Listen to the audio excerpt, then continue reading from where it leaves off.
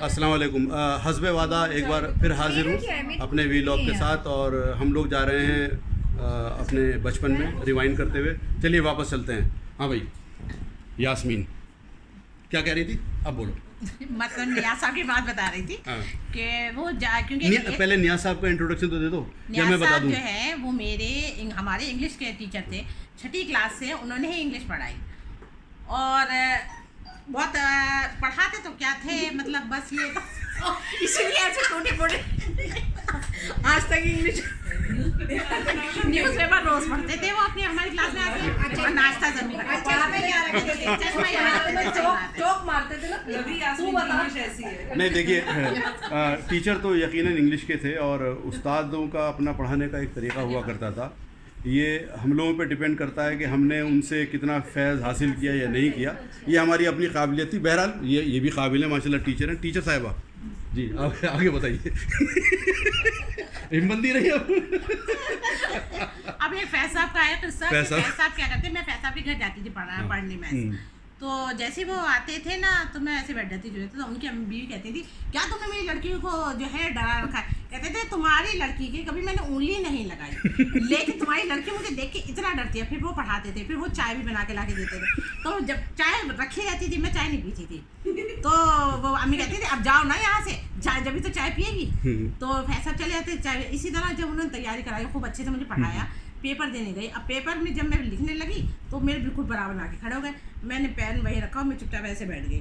तो कहने लगे कि काफ़ी देर तक खड़े, कह रहे अरे भाई सवाल करना। तो मैंने कहा सर मैं नहीं करूँगी सवाल। कहने लगे क्यों? तो मैंने कहा सर जब तक आप खड़े रहेंगे ना जब तक मेरे से सवाल नहीं होंगे, आप चले जाएंगे ना मैं सब कर लूँगी। अच्छा वो खेत वाला क्या था? खेत वाला सवाल कौन किसका था? मजीद साहब का, ज्योग्राफी का। नहीं हाँ मुंडेर वाला मजीद साहब ने हमें 11th और 12th में ज्योग्राफी पढ़ाते थे। जब हमारा पेपर आया 12th का तो उसमें जो थे सवाल बिल्कुल ऐसे आए जैसे जनरल नॉलेज के सवाल। हाँ। और हम लोग याद करके गए थे लोहा, कोयला, पेट्रोल, हम सारे याद करके गए थे। हाँ, सब हम 10 पेज के आंसर याद थे। अब सीमी मेरे से आगे थी, मैं उसके पीछे इस तरह से हम बैठे थे। हाँ। जब पेपर आया तो हम लोगों ने पेपर, हम तो सब लोग खामोश होकर बैठ गए। सीमी रोने लगी तो इतने आए मजीद साहब। तो मजीद साहब कहने लगे कि भाई क्या हुआ? तो हमने सीमी बोली सर कैसा पेपर आया है? तो कहने लगे क्या लिखा है पेपर? मुझसे बोले कि क्या सवाल लिखा? मैंने कहा सर ये सवाल आया है कि खेत के चारों तरफ मुंडेरे क्यों बनाते हैं? तो कहने लगे क्यों बनाते हैं? तो मैंने कहा सर वो इसलिए कि पानी बाहर ना जाए। और तो कहने लगे लिखना। फिर कहने लगे बात सुन, जब यही लिखो पेपर कौन चेक करेगा? मैं कहते नंबर तो मैं दूंगा ना, तब तुम किस लिए? और हम सारा वही जनरल नॉलेज लिख के आए थे और माशाल्लाह ज्योग्राफी में खूब अच्छे नंबर आए सबके। तो अच्छा एक क्विक रैप अप ये करते हैं कि अभी आपने यास्मीन के मुंह से जितनी बातें सुनी उसे सुन के ये लगता होगा कि ये बहुत डफर स्टूडेंट थी और इसने अभी ज़िंदगी में अपनी कुछ नहीं किया होगा, लेकिन यास्मीन ने काफ़ी तरक्की करी है माशाल्लाह।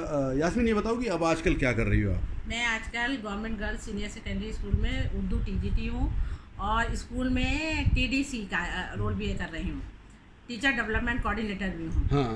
और इसी के उसमें मैं सिंगापुर भी होके आई हूँ। माशाल्लाह माशाल्लाह। तो कहने का मतलब ये है कि जो शरारतें आपके सामने यहाँ पेश की गई वो शरारतों के पीछे बचपना था, लेकिन जब हम लोग बचपने से आगे बढ़े तो हमने अपने अपने शोबों में तरक्की यकीनन करी है और ये जामिया की देन है।